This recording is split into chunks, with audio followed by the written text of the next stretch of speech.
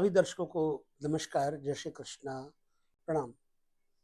जन्म कुंडली में पंचम भाव पंचमेश यदि 12 घरों में कहीं बैठे पंचमेश किसी ग्रह के साथ युति बना ले तो फिर क्या प्रतिफल मिलेगा और पंचमेश से किन बातों के बारे में जाना जाता है।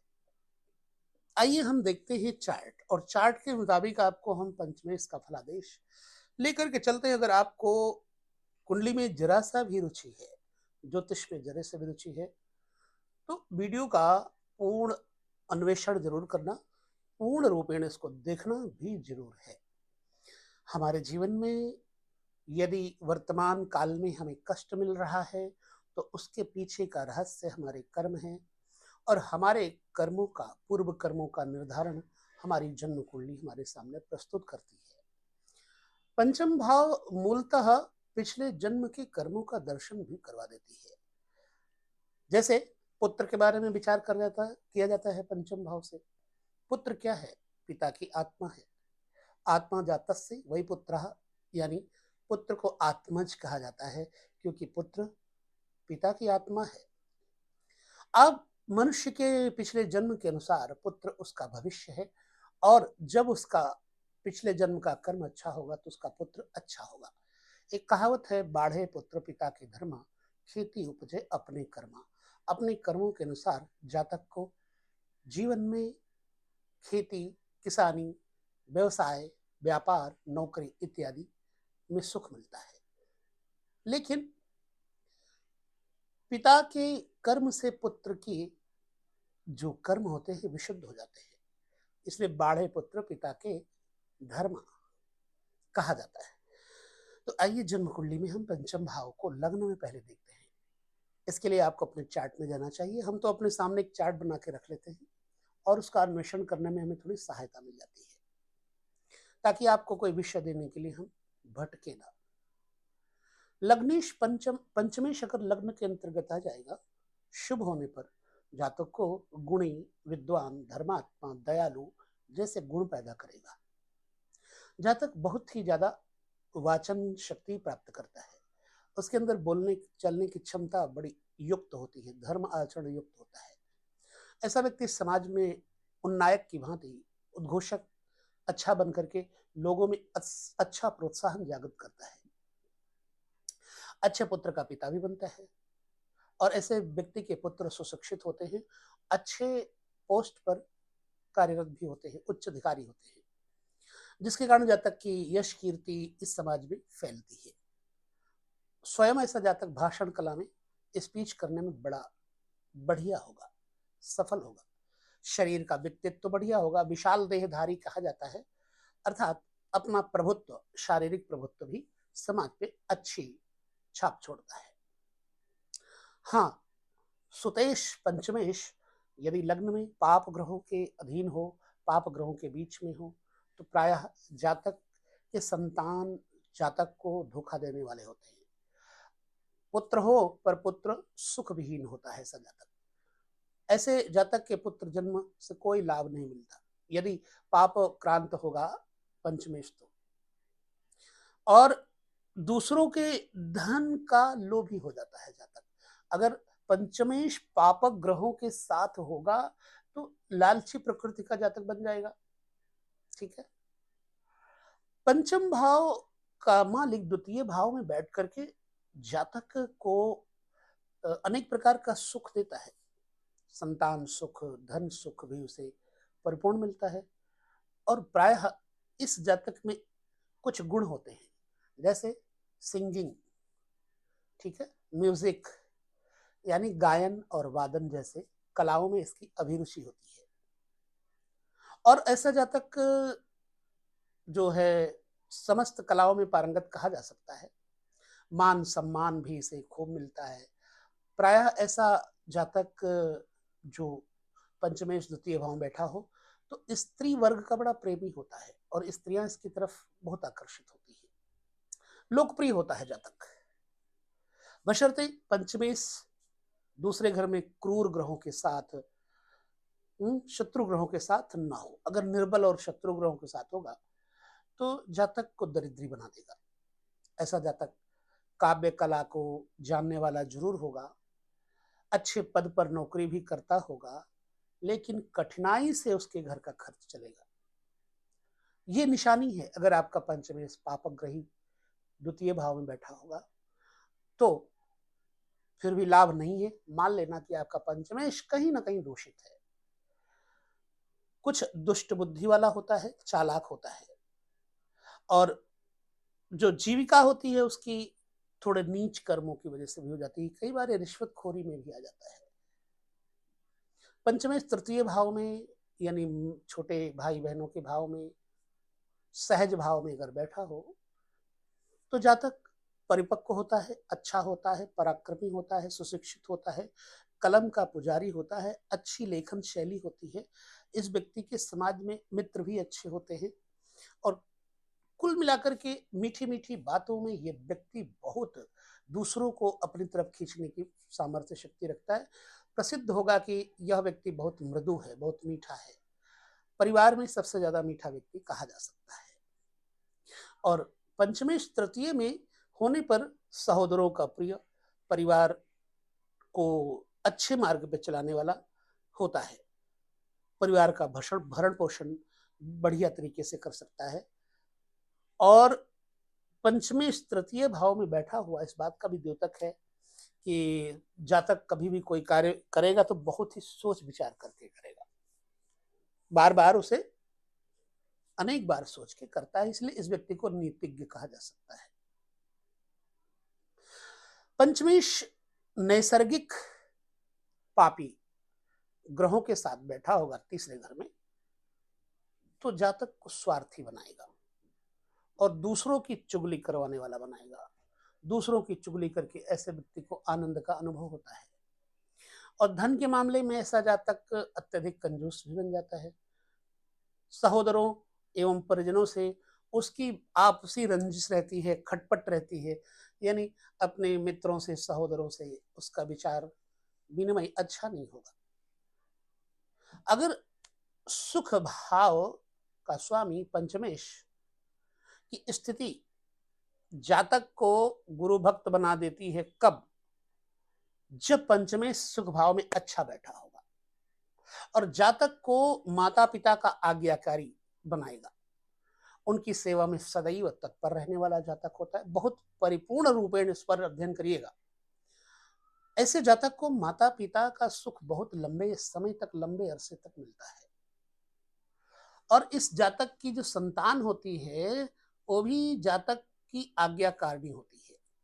भाई पंचमेश अगर चतुर्थ भाव में बैठेगा तो इस बात का निश्चित ही परिणाम देगा कि जातक प्रत्येक कर्म को अपने माता पिता की आज्ञा से करेगा और सफल होगा।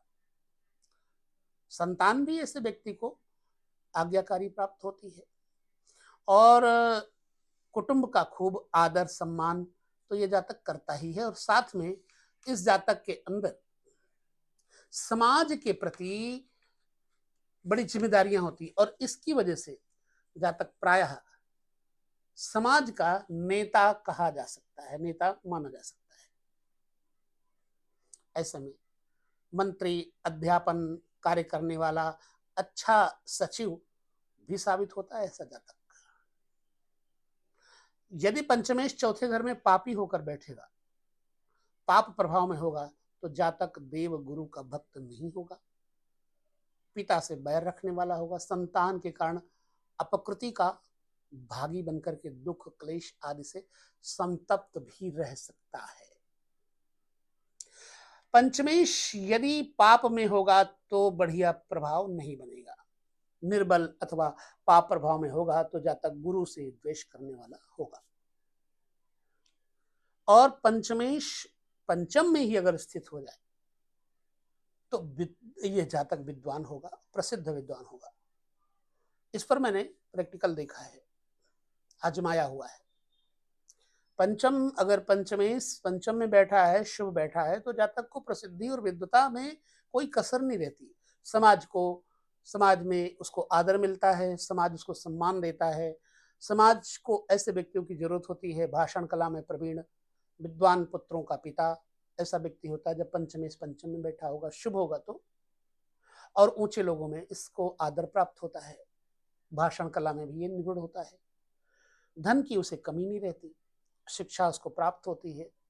पाप ग्रहों से प्रभावित होने पर निर्बल पंचमेश जातक को अभिमानी बना देगा, घमंडी बना देगा। ऐसा जातक पुत्र सुख एवं धन सुख इत्यादि से हीन हो जाता है। लेकिन मित्रों का उपकार करने वाला ऐसा जातक होता है। पंचमेश शत्रु भाव में हो पंचम में तो अनेकों रोगों से पीड़ित रहेगा जातक, उदर रोगों से पीड़ित रहेगा, धन का भी अभाव बना रहेगा, बैंक बैलेंस उसके पास नहीं हो पाएगा, पुत्र सुख में भी कमी आती है, शत्रु चारों ओर से उन्हें प्रताड़ित करते हैं। ऐसा जातक आत्मचिंतन से हीन अर्थात ज्ञान विहीन भी होता है। यदि पंचमेश अशुभ हो जाए तो छठे घर में, वैसे छठे घर में सभी ग्रह खराब होते हैं, पापाक्रांत और निर्बल पंचमेश अगर छठे घर में बैठा है तो जातक का बच्चों से ही बैर रहता है, अपने पुत्रों से बैर रहता है और उसकी शिक्षा नहीं के बराबर होती है, अशिक्षित होता है। ऐसा जातक आत्मचिंतन से हीन अर्थात ज्ञान विहीन भी होता है, ठीक है, और जीवन भर रोगों के कारण अपनी दवाइयों पर उपचार पे कमाया हुआ धन लगाता रहेगा। बहुत फैक्टुअल बात है ये। यदि पंचमेश सप्तम घर में बैठ जाए, जाया भाव में बैठ जाए, तो जातक देवताओं और गुरुओं का आदर करने वाला भक्त कहा जा सकता है और सुंदर पत्नी का मालिक होता है। ऐसा व्यक्ति सचरित्र और सेवा परायण होता है। इसकी पत्नी गुणवान होती है, पति परायण होती है, स्वरूपवान पुत्रों को जन्म देती है, मधुर मीठे वचनों से अपने घर के सभी सदस्यों का मान सम्मान बढ़ाती है, आदर करती है। अगर पंचमेश सप्तम में बैठा होगा शुभ तो पति की उन्नति में सहायता करेगी। ऐसा जातक सब धर्मों को मानने वाला तथा परोपकार करने वाला होता है। पंचमेश जाया भाव में होने पर जातक को शुभ होने पर अच्छे फल देता है। पंचमेश अशुभ हो जाए तो थोड़ी कठिनाइयां तो आ ही सकती है। पंचमेश सुतेश अष्टम भाव में चला जाए तो जातक के अंदर कटुभाषिता होती है, वो कड़वा बोलने का स्वभाव वाला हो जाता है, श्वास रोगी होता है ऐसा जातक, हमेशा कष्ट भोगना उसकी नियति हो जाती है। ऐसा जातक विवाह के बाद शीघ्र ही एक दो संतान उत्पन्न होने के पश्चात स्त्री सुख से भी हीन हो जाता है, किसी कारणवश स्त्री से विचार न मिले और यह व्यक्ति सहोदर पुत्र भी इसके दुर्वाक्य बोलने वाले, यानी कि इसके बच्चे और इसके मित्र सहोदर भी इसके साथ दुर्वचन बोलते हैं। ऐसे जातक के व्यंग्यपूर्ण वाणी बोलने के कारण सभी इसके दुश्मन बन जाते हैं प्रायः। पंचमेश नवम भाव में होने से जातक को भाग्य तो बढ़ेगा ही, जातक का गुणवान, धनवान, विख्यात, विद्वान, सभी विद्याओं में सहज ही सीख लेने वाला व्यक्ति। ऐसा जातक संगीत, नाटक और कविता आदि का शौकीन होता है अथवा अदाकार, एक्टर होता है। पंचमेश नवम में हो तो राज्य की ओर से भी उसे सम्मान प्राप्त होता है। लेखन बहुत सुंदर होता है, ऐसे जातक का ख्याति प्राप्त करता है। पुत्र भी राज्य अधिकारी, गवर्नमेंट जॉब एवं समाज द्वारा पूजित होते हैं। यदि पंचमेश निर्बल हो जाए तो विपरीत फल भोगने में आ सकते हैं, देखने में आ सकते हैं। आप कहेंगे कि पंचमेश नवम में है, अच्छा नहीं है, इसका मतलब है आपका पंचमेश कहीं ना कहीं निर्बल है। पंचमेश दसम भाव में होने पर जातक तमाम प्रकार के सुख, व्यवसाय आदि प्राप्त करता है और उसकी सेवा के लिए सदा तत्पर रहता है। अत्यधिक माता पिता को प्यार करने में ऐसा जातक सेवा भाव वाला बन जाता है। ऐसे जातक की संतान भी उसकी सेवा करती है। कुल मिलाकर के दसम स्थान पर पंचमेश होने पर लोक सभा, विधानसभा आदि का सदस्य भी बन जाता। कई बार परिवार में श्रेष्ठ माता पिता के नाम को चार चांद लगाने वाला जातक होता है, सभी उसका सम्मान करते हैं। पंचमेश अगर दसम भाव में होंगे तो जातक को राज्य स्तर तक पहुंचने की क्षमता दे देते हैं। पंचमेश 11वें घर में हो, आमदनी के घर में हो तो जातक विद्वान होता है, ग्रंथ आदि की रचना करने की क्षमता वाला व्यक्ति होता है और इसके बाद इस व्यक्ति के मृत्यु के बाद भी ग्रंथ रचना के कारण इसकी कीर्ति बनी रहती है और गायन वादन आदि में जातक की विशेष रुचि होती है। सत्कर्म करने की इसके अंदर एक प्रवृत्ति होती है। धन को वो भले ही मान्यता न दे, लेकिन धन उसको बहुत मान्यता देता है। और जनप्रिय, परोपकारी तथा अनेक पुत्रों का पिता कहा जा सकता है। वस्तुतः ऐसे जातक भाग्यशाली कहे जा सकते हैं। पंचमेश व्यय भाव में होना अच्छा नहीं फल देगा। जातक को पुत्र सुख विशेष नहीं मिलेगा, सर्वदा दुखी रहने वाला बनाएगा। अधिक समय प्रवास, घर से बाहर रहने में समय जाएगा। विदेश में रहने वाला जातक होगा। यदि शुभ प्रभाव में होंगे, बलवान पंचमेश होंगे व्यय भाव में, तो जातक को पुत्र सुख तो मिलता ही है, लेकिन पुत्रों के संतान से सदैव दुखी रहता है। पुत्रों के संतान से मतलब पोतों से।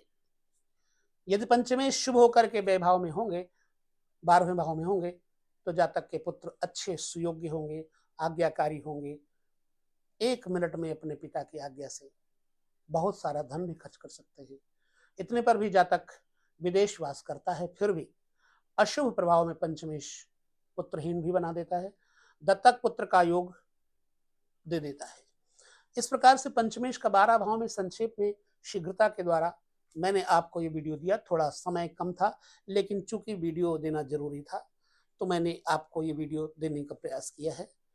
अगले चरण में हम षष्ठ भाव में सूर्य की स्थिति देखेंगे और फिर षष्ठ भाव के स्वामी को 12 भाव तक फलादेश में देखेंगे।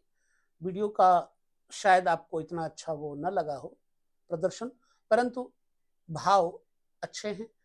आप कोशिश करेंगे समझने की तो समझ जाएंगे।